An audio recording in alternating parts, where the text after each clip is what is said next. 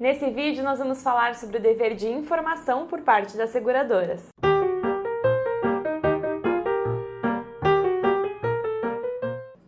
Olá, Sandro, tudo bem com você? Olá, Diane, olá você que nos assiste. Sandro, na prática, como é que deve ser aplicado esse dever de informação por parte das seguradoras? Então, a seguradora, Diane, ela tem que prestar todas as informações necessárias ao segurado. E aí, na prática, a gente tem que entender o seguinte: ela tem que dar informação prévia, ou seja, antes da contratação, a seguradora tem que fornecer todas as informações necessárias para que o segurado possa entender o contrato que está sendo oferecido a ele, para que ele possa escolher aquilo que for mais interessante para ele contratar. Então, para isso, ela tem que oferecer informações prévias. As informações têm que ser redigidas de maneira clara, precisa, né, que levem a uma fácil compreensão do consumidor, daquilo que ele está buscando. E, além disso, as cláusulas que são aquelas consideradas restritivas de direitos, ou que as cláusulas, as condições que excluem cobertura, então naquele plano de seguro que está sendo ofertado, aquilo que é risco excluído, a seguradora tem o dever de colocar de maneira em destaque.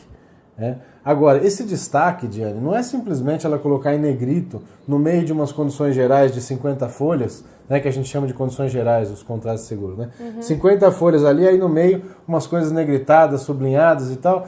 Isso não é dar o devido destaque que leve a fácil compreensão. Não tem um fácil acesso, né, à informação. Também, ele nem sabe onde procurar, né? O consumidor fica perdido naquele contrato.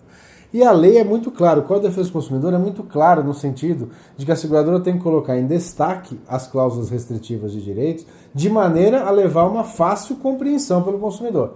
Então não é qualquer destaque. Aí a seguradora tem que ter o know-how, né? Ela que conhece o contrato de seguro, é ela quem sabe como fazer para cumprir a lei. Afinal de contas, o Código de Defesa do Consumidor, né, Diane, está já em vigor há mais de 25 anos.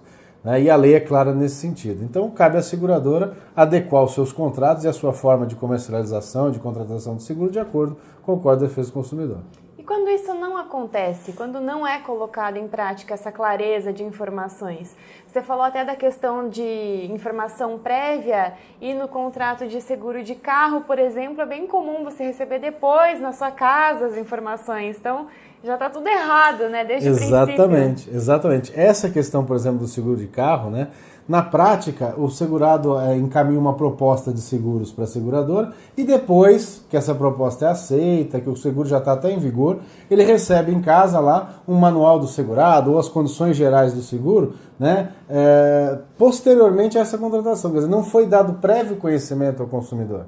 Né? Ele não teve a opção de escolher, de entender melhor o que ele estava contratando, quais as coberturas que ele estava contratando, como funcionam. Sim. E quando a seguradora não cumpre esse dever, seja de encaminhar previamente, seja de prestar as declarações claras, de maneira clara e precisa para o consumidor, a lei também é muito clara, Diane. O Código de Defesa do Consumidor é claro ao dizer: se a seguradora não cumprir esse dever, as condições contratuais que forem contrárias aos interesses dos segurados, ou que não tiverem de maneira clara e de fácil compreensão, não poderão ser utilizadas contra ele, ou seja, não obrigarão os consumidores. Então aquela cláusula excludente de cobertura, aquele risco excluído, que não foi informado devidamente na forma como a gente falou aqui, a seguradora não vai poder usar contra ele. O Código de Defesa do Consumidor é claro nesse sentido. É preciso que as seguradoras passem a cumprir as determinações do Código de Defesa do Consumidor. A gente comentou também a questão dos nomes que essas seguradoras dão aos seguros, que pode induzir ao erro. Exatamente, Jenny. Uma outra coisa é que a oferta, né? A oferta que a seguradora faz ao consumidor, ela vincula e ela deve também ser clara e precisa.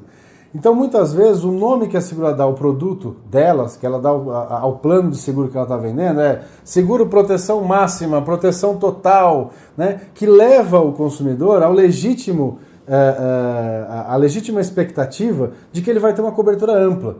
Então, nesses casos, quando ela dá um nome que leva a essa expectativa, ela tem que efetivamente dar uma cobertura ampla. Então, é importante que o nome da cobertura tenha relação com a cobertura efetivamente prestada ao consumidor. Seja condizente, né? Exatamente, Com o que ele tá exatamente. E quando esses seguros são comercializados no banco, porque lá não tem uma pessoa responsável da seguradora para prestar todas as informações, não fica um pouco Justamente, Jane, a comercialização dos seguros feitos através das agências bancárias é um outro ponto que realmente dificulta a seguradora de cumprir esses deveres de informação. Porque muitas vezes o gerente do banco que está oferecendo ali o seguro, ele não sabe nem o que ele está vendendo, porque a função do gerente do banco não é vender seguro.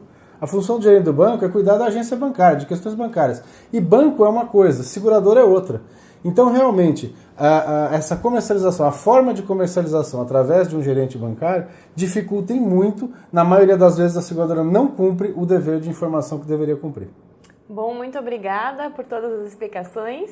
Eu que agradeço, obrigado a você que nos assistiu. Se você gostou do nosso vídeo, por favor, curta, compartilhe, deixe seus comentários e se inscreva no nosso canal no YouTube, o Segurado Seguro. Um grande abraço. Olá! Hoje nós vamos falar sobre a cobertura de morte acidental no seguro. Olá! Hoje nós vamos falar sobre a cobertura de recém-nascido no plano de saúde.